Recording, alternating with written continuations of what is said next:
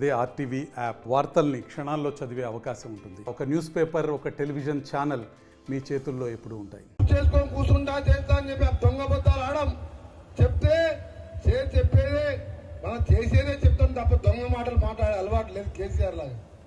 కేసీఆర్ గారు సొరంగం దగ్గర కూడా కుర్చీ చేసుకొని కూర్చుంటే కంప్లీట్ చేస్తా అన్నాడు. కుర్చీ లేదు, కేసీఆర్ లేడు, ఆఖరికి కుర్చీ పోయింది, కట్టెపట్టుకుని తిరుగుతుంది తప్ప ఒక్క పని కూడా మన నల్గొండ జిల్లా చేయలే. అందుకనే నల్గొండ జిల్లాలో సాగు తప్పి కన్నులోట పట్టబడినట్టు మన ఒక దరిద్రుడు ఉన్నాడు. జిల్లాకు 10 ఏళ్ళు మంత్రిగా ఉండి 5 రూపాయలు పని చేయలేవాడు. 3 ఫీట్లు ఉంటాడు చూస్తానికి. 3000 ఓట్లతో గెలిచి వాడు మా మీద మాట్లాడుతున్నాడు. 6 సార్లు గెలిచి ప్రజల కోసం, తెలంగాణ కోసం మంత్రి పదవులు త్యాగం చేసి కొట్లాడి సోనియా గాంధీతో తెలంగాణ తెచ్చిన ఆయన రాత్రి కూడా ఏం చేస్తాడు కేసీఆర్ దగ్గర, నాకు మెజార్టీ ఎంత వచ్చిందో అన్ని నోట్లు వచ్చినాయి ఆయనకు. అది కూడా తోచుకున్న దొమ్ముకొచ్చారు ఖర్చు పెడితే, లేకపోతే మా దావాన్ని గెలిచేవాడు. ఆయన కూడా మా మీద మాట్లాడుతున్నాడు.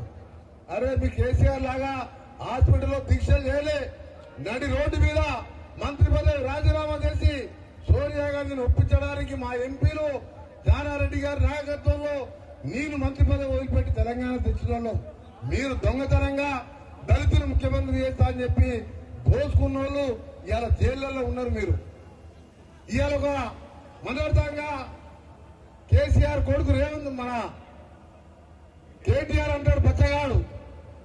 ఆయన ఉద్యమం మొదలుపెట్టి అమెరికాలో నౌకరు చేసుకుంటున్నాడు. రేవంత్ రెడ్డి అంట ఎన్నికలు అయిపోగానే బీజేపీలోకి పోతాడంట. అసలు ఏమైనా బుద్ధి ఉందా పిల్లగాడికి? ఆ పిల్లగాడు ఏమైనా చదువుకుంటా? కాంగ్రెస్ ముఖ్యమంత్రి మంచి మెజార్టీ ఉన్నది, వద్దంటే కాంగ్రెస్ ఎమ్మెల్యేలు మేము గేట్లు తెరవకముందే గేట్లు పలగొట్టుకొని కాంగ్రెస్ లోకి వస్తున్నారు. ఆయన బీజేపీలోకి పోతున్నాను. సరే ఆయన అంటే పిల్లగాడు బుద్ధి లేదు అనుకున్నాం. ఇప్పుడు చూసినా ఈ ముసలాయన పెద్ద మనిషి కట్టబట్టుకొని తిరుగుతున్న కేసీఆర్ మెదక్ సభలో సంవత్సరం లోపే గవర్నమెంట్ పడిపోతుంది, త్వరలోనే ఎన్నికలు కాగానే రేవంత్ రెడ్డి బీజేపీలోకి పోతారని చెప్పి ఈ మతి ప్రారంభించిన కేసీఆర్ గారు కూడా అంటున్నంటే వీళ్ళిద్దరికి ఏమైందంటే బిడ్డ జైల్లోకి పోయింది, చెల్లె జైల్లోకి పోయింది, ఈయన బిడ్డ జైల్లోకి పోయింది.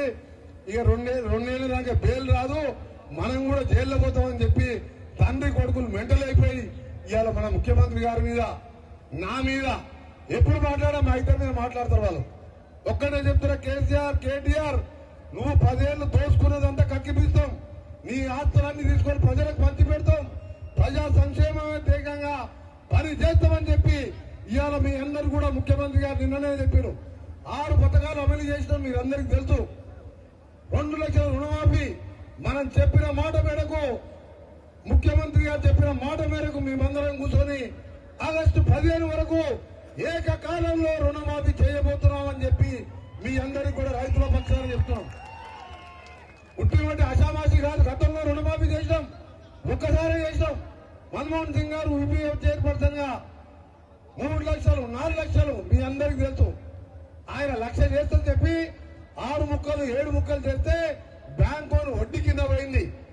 అది కాదురా బాబు, కాంగ్రెస్ పార్టీ ఇది. మేము చెప్పినామంటే ఒక్కరి అప్పు లేకుండా ప్రతి ఒక్కరు కూడా రుణమాఫీ చేస్తాం. అందుకనే సోదరులారా మీ అందరికీ చెప్తున్నాం, చేతులు జోడించి చెప్పుకున్నాం.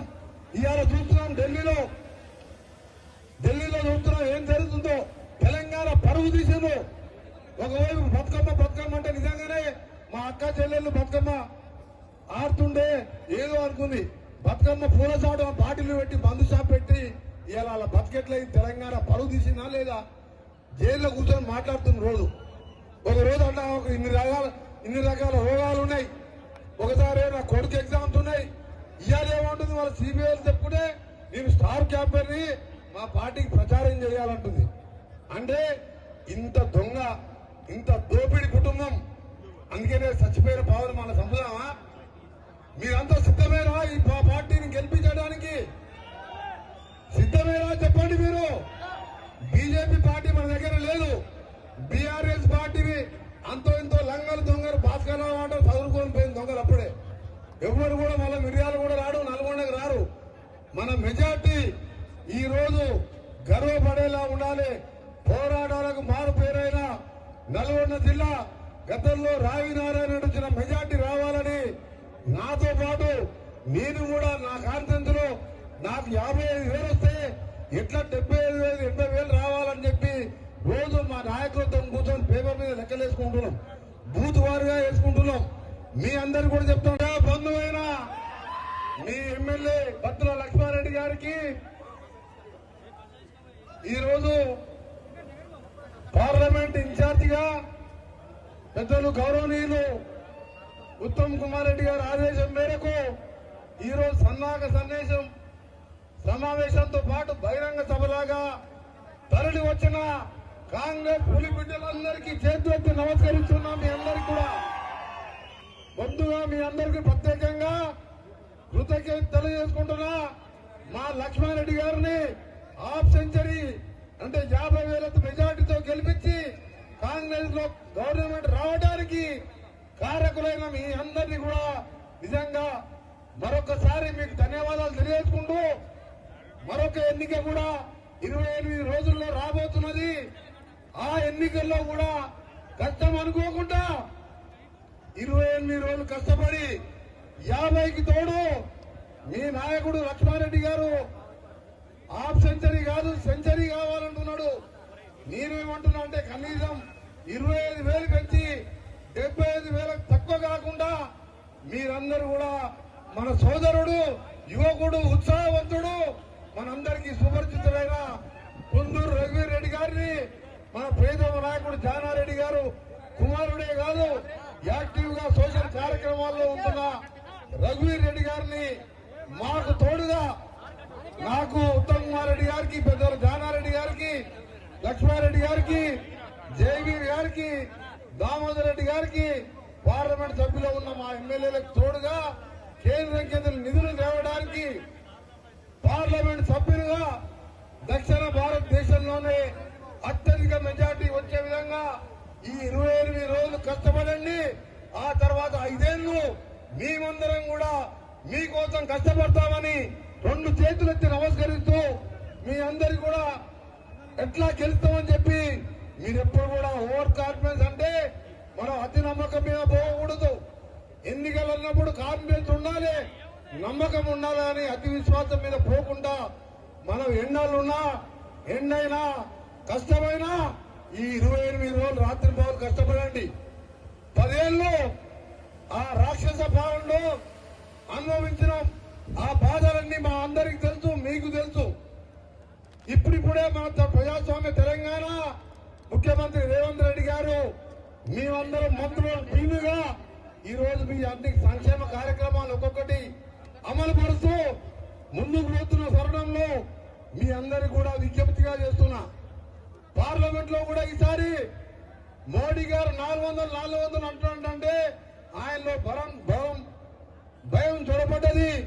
రాహుల్ గాంధీ గారు ఇవాళ దేశానికి ప్రధానమంత్రి కూడా కాబోయే అవకాశాలు ఉన్నాయి. ఇవాళ ఇండియా కూటమి ఒక సెక్యులర్ పార్టీగా ముస్లింలు గాని కుల మతాలకు అతీతంగా ఇవాళ కాంగ్రెస్ పార్టీ కేంద్రంలో కూడా వచ్చే అవకాశం ఉన్నది.